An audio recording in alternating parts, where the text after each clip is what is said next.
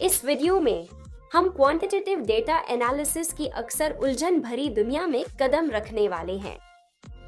हम जानेंगे कि क्वांटिटेटिव डेटा एनालिसिस क्या है, इसकी कुछ सबसे लोकप्रिय विश्लेषण विधियां कौन सी हैं और अपने रिसर्च के लिए सही विधि कैसे चुनें। हम कुछ उपयोगी टिप्स भी बताएंगे, साथ ही उन आम गलतियों के बारे में भी चर्चा करेंगे जिन्हें क्वांटिटेटिव एनालिसिस करते समय आपको बचना चाहिए। तो एक कप कॉफी लें या एक कप चाय, जो भी आपको पसंद हो, और चलिए शुरू करते हैं।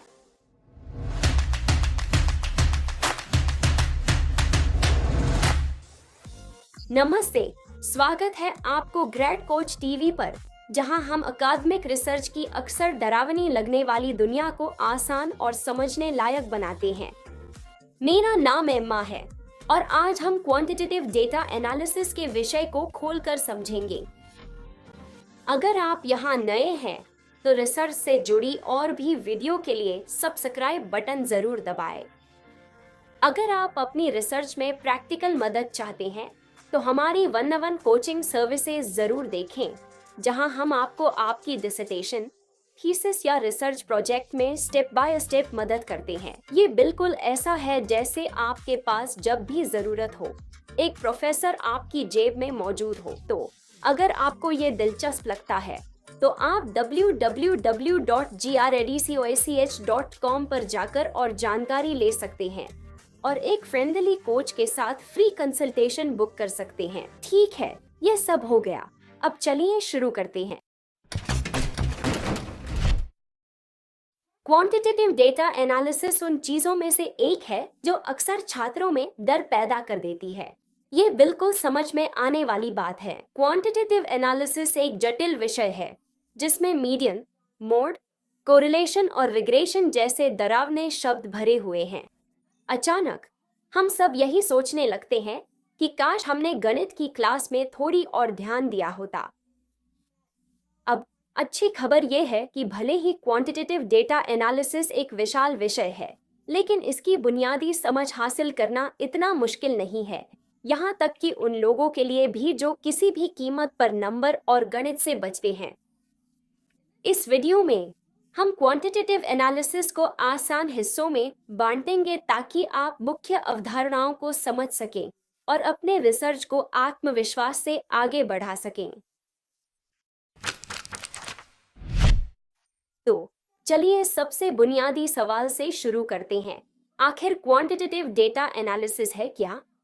भले ही इसका नाम थोड़ा भारी भरकम लगे, क्वांटिटेटिव डेटा एनालिसिस का सीधा सा मतलब है ऐसे डेटा का विश्लेषण करना जो संख्याओं पर आधारित हो, या ऐसा डेटा जिसे बिना किसी अर्थ खोए आसानी से संख्याओं में बदला जा सके।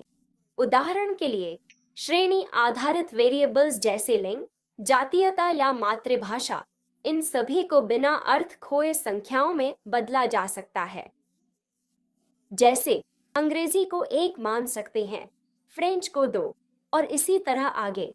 यह क्वालिटेटिव डेटा एनालिसिस से अलग है, जिसमें ध्यान शब्दों, वाक्यांशों और अभिव्यक्तियों पर होता है जिन्हें संख्याओं में नहीं बदला जा सकता। अगर आप क्वालिटेटिव एनालिसिस के बारे में जानने में रुचि रखते हैं तो हमारे पास उस पर भी एक वीडियो है, मैं नीचे एक लिंक शामिल कर दूंगा। तो अगला तार्किक सवाल है, क्वांटिटेटिव एनालिसिस का उपयोग किस लिए किया जाता है? क्वांटिटेटिव एनालिसिस आमतौर पर 3 उद्देश्यों के लिए इस्तेमाल किया जाता है। पहला, इसका उपयोग समूहों के बीच अंतर को मापने के लिए किया जाता है। उदाहरण के लिए, अलग अलग लोगों के समूहों के बीच औसत ऊंचाई का अंतर। दूसरा, इसका उपयोग वेरिएबल्स के बीच संबंध का आकलन करने के लिए किया जाता है। उदाहरण के लिए, मौसम के तापमान और मतदाता उपस्थिति के बीच संबंध। और तीसरा, इसका उपयोग वैज्ञानिक रूप से कठोर तरीके से परिकल्पनाओं की जांच करने के लिए किया जाता है। उदाहरण के लिए, किसी विशेष वैक्सीन के प्रभाव के बारे में एक परिकल्पना। फिर से, यह क्वालिटेटिव एनालिसिस से अलग है, जिसका उपयोग लोगों की किसी घटना या स्थिति के बारे में धारणाओं और भावनाओं का विश्लेषण करने के लिए किया जा सकता है। दूसरे शब्दों में, वे चीजें जिन्हें संख्याओं में नहीं बदला जा सकता। तो आप पूछेंगे कि क्वांटिटेटिव एनालिसिस कैसे काम करता है? क्वांटिटेटिव डेटा एनालिसिस संख्याओं के विश्लेषण के बारे में है। इसमें सांख्यिकी का शामिल होना हैरानी की बात नहीं। सांख्यिकीय विश्लेषण विधियां ही वह इंजन है जो क्वांट एनालिसिस को शक्ति देती हैं। ये विधियां बहुत बुनियादी गणनाओं से लेकर जैसे औसत और माध्य का कहीं अधिक जटिल विश्लेषणों तक हो सकती है। उदाहरण के लिए सहसंबंध और प्रतिगमन। सुनने में ये सब बेमतलब की बातें लग रही हैं।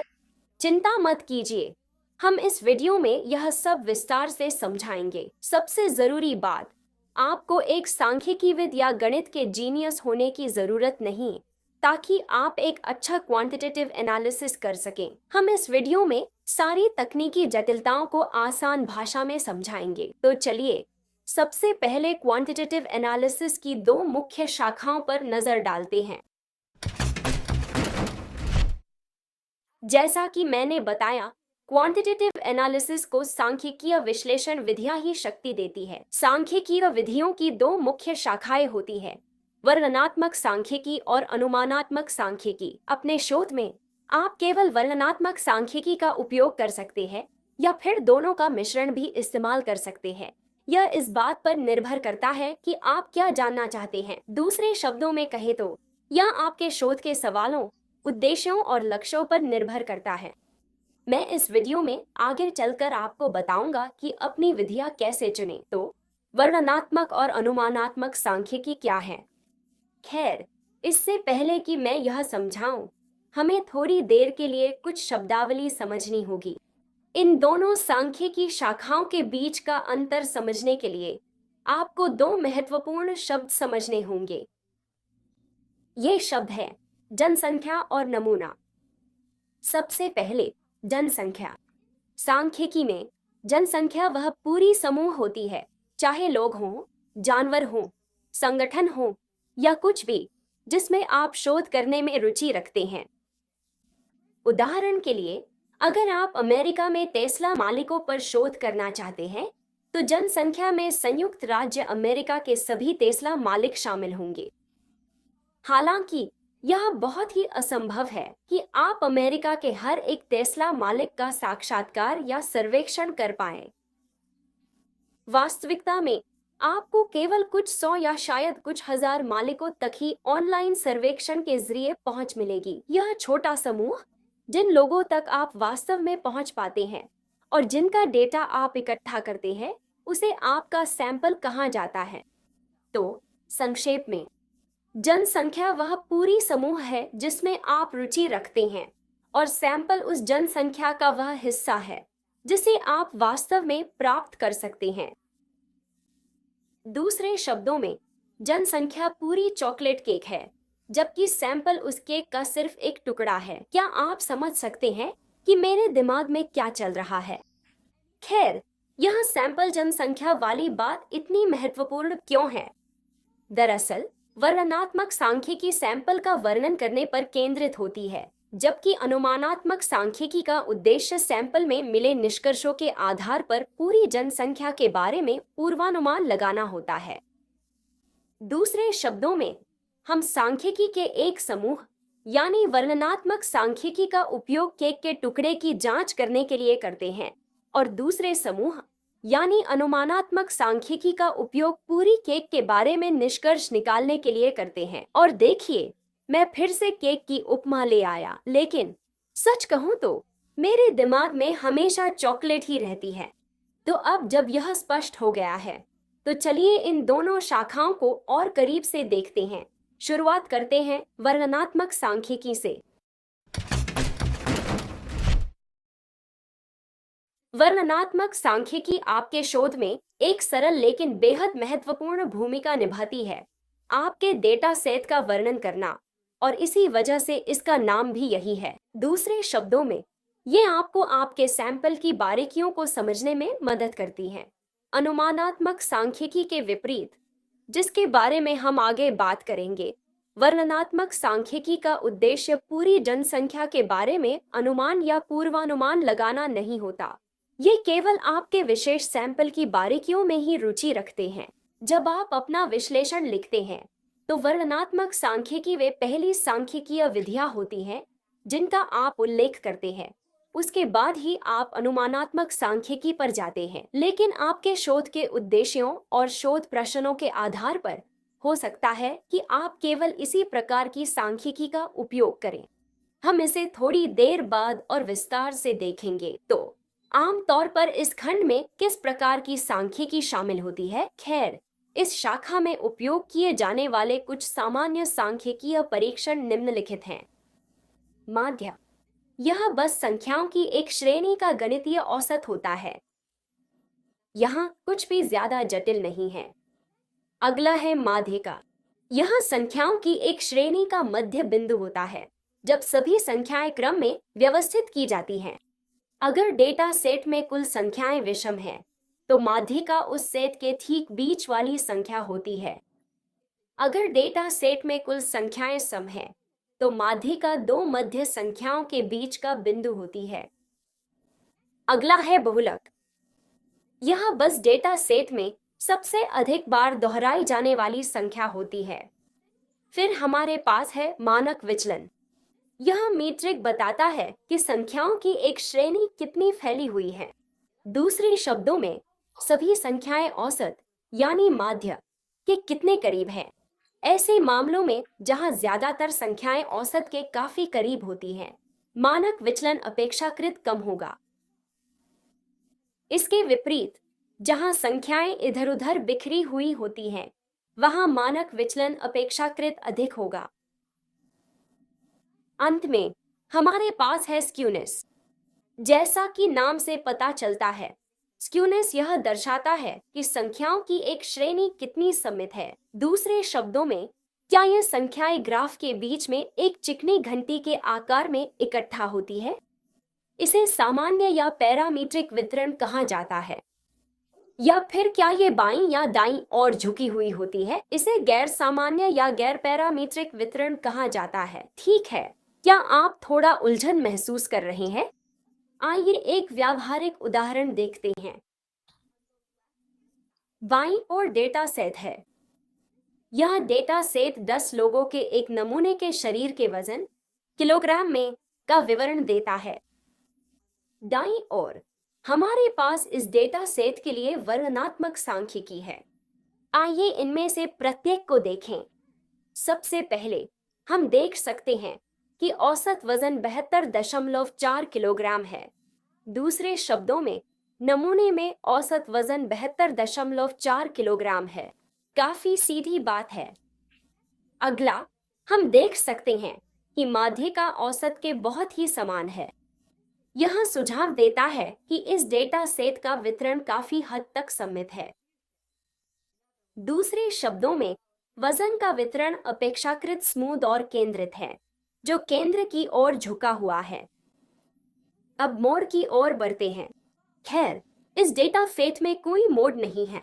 ऐसा इसलिए है क्योंकि हर संख्या केवल एक बार आती है, इसलिए कोई सबसे सामान्य संख्या नहीं हो सकती। अगर मान लीजिए 2 लोग होते जिनका वजन दोनों का 65 किलोग्राम होता, तो मोड 65 होता। अगला है स्टैंडर्ड डिविएशन। 10.6 यह दर्शाता है कि संख्याओं में काफी बड़ा फैलाव है। हम इसे आसानी से देख सकते हैं क्योंकि संख्याएं 55 से 90 के बीच है।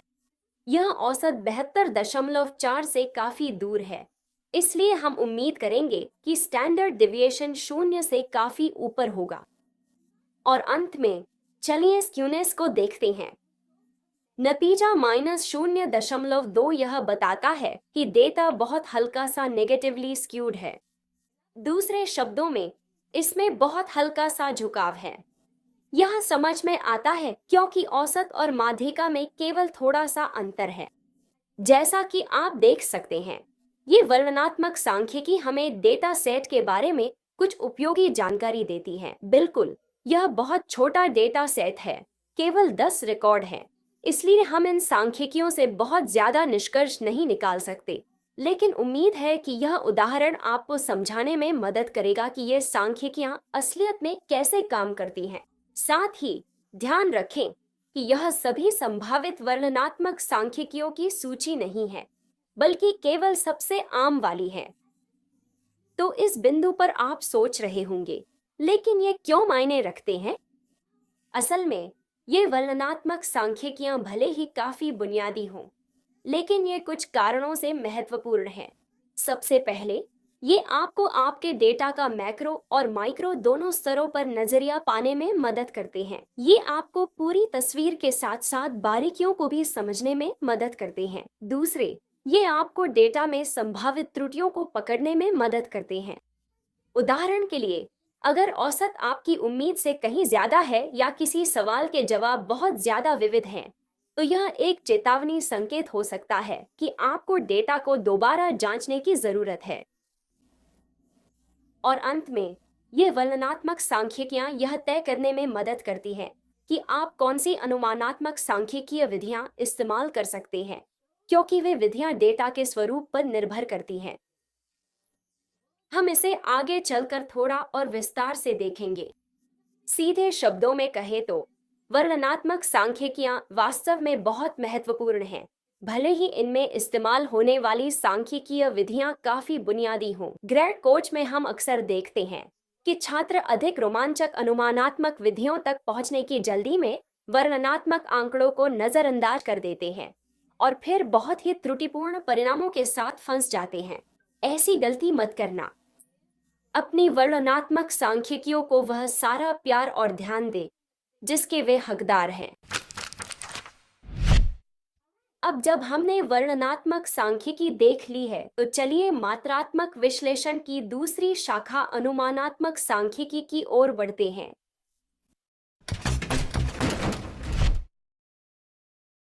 जैसा कि मैंने बताया, जहां वर्णनात्मक सांख्यिकी आपके विशिष्ट डेटा सेट यानी आपके सैंपल के विवरणों पर केंद्रित होती है, वहीं अनुमानात्मक सांख्यिकी का उद्देश्य पूरी जनसंख्या के बारे में निष्कर्ष निकालना होता है।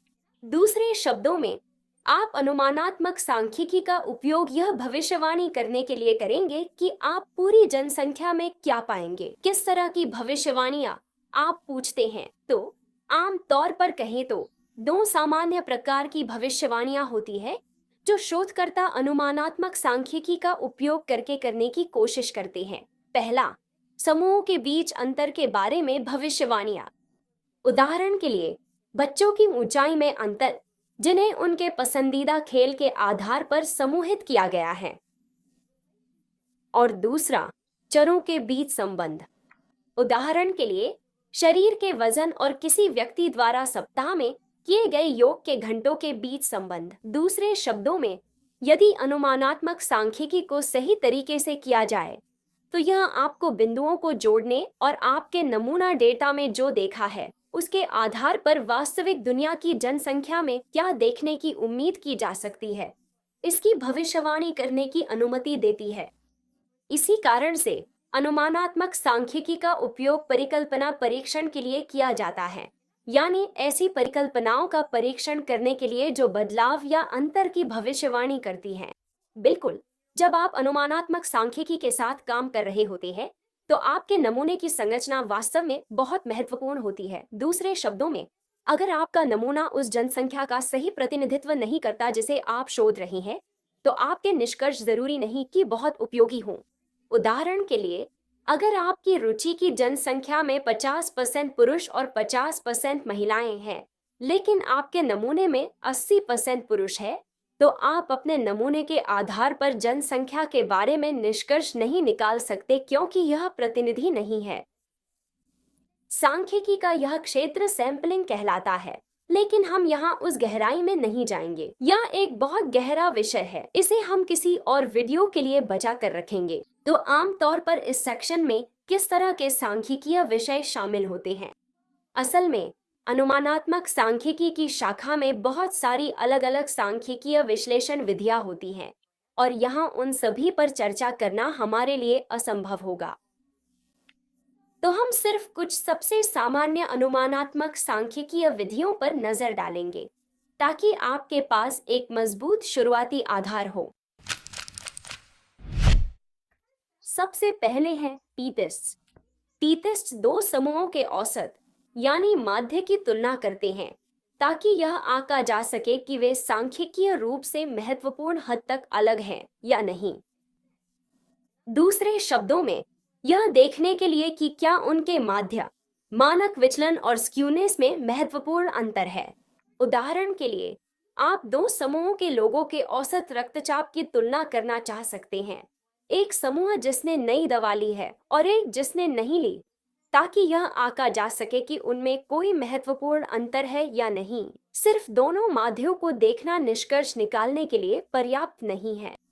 आपको यह आकलन करना होता है कि क्या अंतर सांख्यिकीय रूप से महत्वपूर्ण है, और यही काम टी-टेस्ट्स आपके लिए करते हैं। ठीक है, अगला है अनोवा। अनोवा का मतलब है एनालिसिस ऑफ वेरिएंस। यह परीक्षण टी-टेस्ट के समान है क्योंकि यह विभिन्न समूहों के माध्य की तुलना करता है, लेकिन अनोवा आपको सिर्फ दो नहीं बल्कि कई समूहों का विश्लेषण करने की सुविधा देता है। तो यह मूल रूप से टी-टेस्ट जैसा है, लेकिन और भी ताकतवर। अगला है हमारे पास कोरिलेशन एनालिसिस। इस प्रकार का विश्लेषण दो चर के बीच संबंध का आकलन करता है। दूसरे शब्दों में, अगर एक चर बढ़ता है तो क्या दूसरा चर भी बढ़ता है, घटता है या वैसा ही रहता है। उदाहरण के लिए, अगर औसत तापमान बढ़ता है तो क्या औसत आइसक्रीम बिक्री भी बढ़ती है।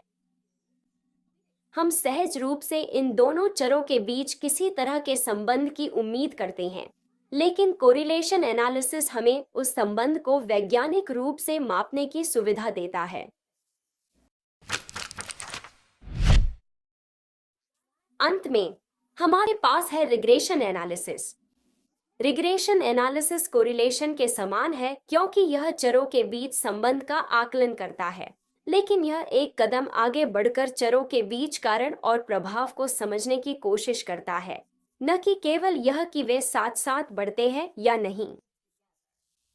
दूसरे शब्दों में, क्या एक चर वास्तव में दूसरे को प्रभावित करता है या वे बस किसी अन्य कारण से स्वाभाविक रूप से साथ साथ बढ़ते हैं। सिर्फ इसलिए कि दो चरों में कोरिलेशन है, इसका मतलब यह नहीं है कि एक दूसरे का कारण है। इसे और अधिक स्पष्ट बनाने के लिए आइए कोरिलेशन के एक उदाहरण को देखते हैं। यहाँ एक स्कैटर प्लॉट है जो वजन और ऊंचाई के बीच कोरिलेशन या संबंध को दर्शाता है। स्वाभाविक रूप से हम उम्मीद करेंगे कि इन दोनों चरों के बीच कोई ना कोई संबंध हो, जो कि इस स्कैटर प्लॉट में दिख रहा है। दूसरे शब्दों में, परिणाम आमतौर पर नीचे बाएं से ऊपर दाएं तक एक तिरछी रेखा में इकट्ठा होते हैं। जितना अधिक परिणाम एक रेखा के रूप में किसी भी दिशा में एक साथ इकट्ठा होते हैं, उतना ही वे अधिक संबंधित होते हैं और इसलिए चरों के बीच संबंध उतना ही मजबूत होता है। जैसा कि मैंने बताया, ये केवल कुछ ही इन्फेरेंशियल विधियां हैं। ऐसी और भी बहुत सारी विधियां हैं। महत्वपूर्ण बात यह है कि प्रत्येक सांख्यिकीय विधि की अपनी धारणाएं और सीमाएं होती हैं। उदाहरण के लिए, कुछ विधियां केवल सामान्य वितरण या पैरामीट्रिक डेटा के साथ ही काम करती हैं, जबकि अन्य विधियां विशेष रूप से उन डेटा के लिए बनाई गई हैं जो सामान्य रूप से वितरित नहीं होते, और यही कारण है कि वर्णनात्मक सांख्यिकी इतनी महत्वपूर्ण है। ये जानने का पहला कदम है कि आप कौन सी इन्फेरेंशियल विधियां इस्तेमाल कर सकते हैं और कौन सी नहीं। बिल्कुल, इससे यह सवाल उठता है कि अपने शोध के लिए सही मात्रात्मक विश्लेषण विधियां कैसे चुनें। खैर, यही हम आगे देखने वाले हैं। अब जब हमने मात्रात्मक विश्लेषण में उपयोग होने वाली कुछ सबसे सामान्य सांख्यिकीय विधियों को देख लिया है, तो चलिए यह समझते हैं कि किसी कार्य के लिए सही उपकरण कैसे चुना जाए। अपने शोध के लिए सही सांख्यिकीय विधियां चुनने के लिए आपको दो महत्वपूर्ण बातों के बारे में सोचना होगा। पहला, आपके पास किस प्रकार का मात्रात्मक डेटा है, खासकर माप का स्तर और डेटा का आकार। और दूसरा, आपके शोध प्रश्न और परिकल्पनाएं। आइए इन दोनों बातों को और करीब से समझते हैं। सबसे पहली चीज जो आपको ध्यान में रखनी है वह है आपने कौन सा डेटा इकट्ठा किया है या करने वाले हैं। डेटा प्रकारों से मेरा मतलब है माप के 4 स्तर: नाममात्र, क्रमिक, अंतराल और अनुपात। अगर आप इस शब्दावली से परिचित नहीं हैं, तो तुरंत वीडियो को रोकें और हमारे ग्रेड कोच ब्लॉग पर जाएं, जहां हमने माप के इन सभी स्तरों को विस्तार से समझाया है। मैं नीचे लिंक शामिल कर दूंगा। ठीक है, तो यह क्यों मायने रखता है? क्योंकि अलग अलग सांख्यिकीय विधियों के लिए अलग अलग प्रकार के डेटा की आवश्यकता होती है। यह उन्हीं मान्यताओं में से एक है जिनका मैंने पहले जिक्र किया था। हर विधि की डेटा के प्रकार को लेकर अपनी अपनी मान्यताएं होती हैं। उदाहरण के लिए, कुछ विधियां श्रेणीबद्ध डेटा के साथ काम करती हैं, जैसे हाँ या नहीं वाले सवाल, जबकि कुछ अन्य विधियां संख्यात्मक डेटा के साथ काम करती हैं, जैसे उम्र, वजन या आय। अगर आप ऐसी सांख्यिकीय विधि का उपयोग करने की कोशिश करते हैं जो आपके डेटा प्रकार का समर्थन नहीं करती, तो आपके परिणाम अर्थहीन होंगे। इसलिए यह सुनिश्चित करें कि आपने कौन से डेटा प्रकार एकत्र किए हैं, इसकी आपको स्पष्ट समझ हो। एक बार जब आपके पास यह जानकारी हो, तो आप देख सकते हैं कि कौन सी सांख्यिकीय विधियां आपके डेटा प्रकारों का समर्थन करती हैं। मैं वीडियो के नीचे एक लिंक शामिल कर दूंगा जिसमें बताया गया है कि कौन सी विधियां किस डेटा प्रकार का समर्थन करती हैं। अब अगर आपने अभी तक अपना डेटा एकत्र नहीं किया है, तो आप निश्चित रूप से प्रक्रिया को उल्टा भी कर सकते हैं। देख सकते हैं कि कौन सी सांख्यिकीय विधियां आपको सबसे उपयोगी जानकारियां देंगी और फिर उसके अनुसार अपनी डेटा संग्रहण रणनीति तैयार कर सकते हैं ताकि आप सही डेटा प्रकार एकत्र करें। एक और महत्वपूर्ण पहलू जिसे ध्यान में रखना चाहिए वह है आपके डेटा का स्वरूप। विशेष रूप से, क्या इसका वितरण सामान्य, नॉर्मल है? दूसरे शब्दों में, क्या यह एक घंटी के आकार का वक्र है जो बीच में केंद्रित है, या फिर यह बहुत अधिक बाएं या दाएं झुका हुआ है? फिर से, अलग अलग सांख्यिकीय विधियां अलग अलग प्रकार के डेटा के लिए काम करती हैं।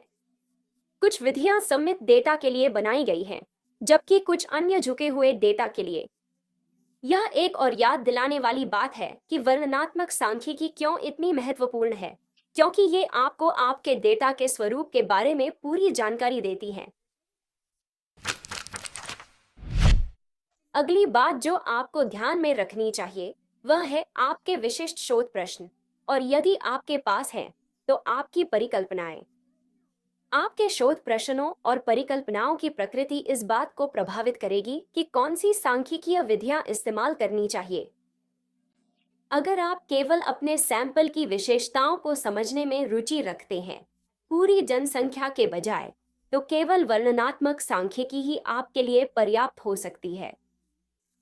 उदाहरण के लिए, अगर आप केवल किसी समूह के लोगों में वेरिएबल्स के औसत या माध्य और उनके मध्य बिंदु या मीडियन का आकलन करना चाहते हैं, तो वर्णनात्मक सांख्यिकी ही काफी होगी। दूसरी ओर, अगर आप समूहों के बीच अंतर या वेरिएबल्स के बीच संबंध को समझना चाहते हैं और जनसंख्या में परिणामों का अनुमान या पूर्वानुमान लगाना चाहते हैं, तो आपको संभवतः वर्णनात्मक सांख्यिकी के साथ साथ अनुमानात्मक सांख्यिकी, इन्फरेंशियल स्टैटिस्टिक्स की भी आवश्यकता होगी।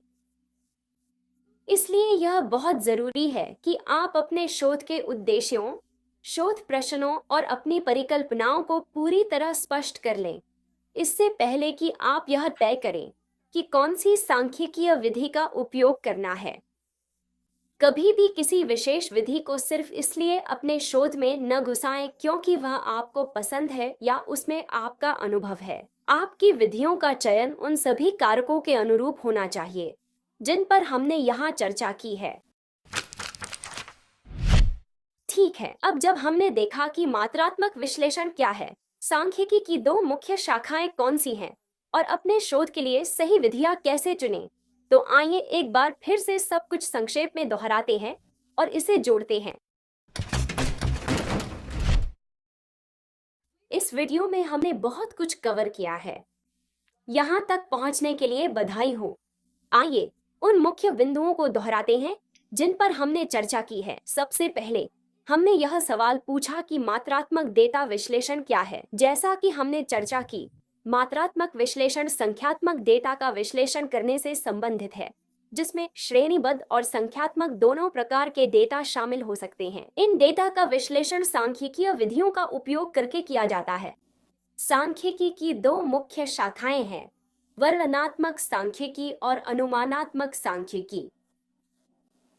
वर्णनात्मक सांख्यिकी आपके सैंपल का यानी केक के एक टुकड़े का वर्णन करती है, जबकि अनुमानात्मक सांख्यिकी सैंपल में देखी गई बातों के आधार पर पूरी आबादी यानी पूरे केक के बारे में भविष्यवाणी करती है। जैसा कि हमने देखा, सामान्य वर्णनात्मक सांख्यिकीय मापदंडों में औसत, मीन, माध्यिका, मीडियन, बहुलक, मोड, मानक विचलन और स्क्यूनेस शामिल हैं। अनुमानात्मक पक्ष में हमने टेस्ट, अनोवा, सहसंबंध विश्लेषण और प्रतिगमन विश्लेषण को देखा, जो सभी आपको आबादी के बारे में भविष्यवाणी करने में मदद कर सकती हैं। अंत में हमने यह महत्वपूर्ण सवाल पूछा कि सही सांख्यिकीय विधियां कैसे चुनें। जैसा कि हमने चर्चा की, सही सांख्यिकीय विधियां चुनने के लिए आपको उस डेटा के प्रकार पर विचार करना चाहिए जिस पर आप काम कर रहे हैं। साथ ही अपने शोध प्रश्नों और परिकल्पनाओं को भी ध्यान में रखना चाहिए। याद रखें, इस वीडियो में हमने केवल सबसे सामान्य मात्रात्मक विधियों में से कुछ ही देखी हैं। ऐसी और भी बहुत सारी विधियां हैं। इसलिए ग्रैड कोच ब्लॉग और इस वीडियो के नीचे दिए गए अन्य लिंक जरूर देखें, ताकि सांख्यिकीय विधियों के संदर्भ में उपलब्ध सभी विकल्पों की पूरी जानकारी मिल सके। अगर आप चाहते हैं कि हम किसी भी विधि को और विस्तार से कवर करें, तो कृपया नीचे कमेंट जरूर करें।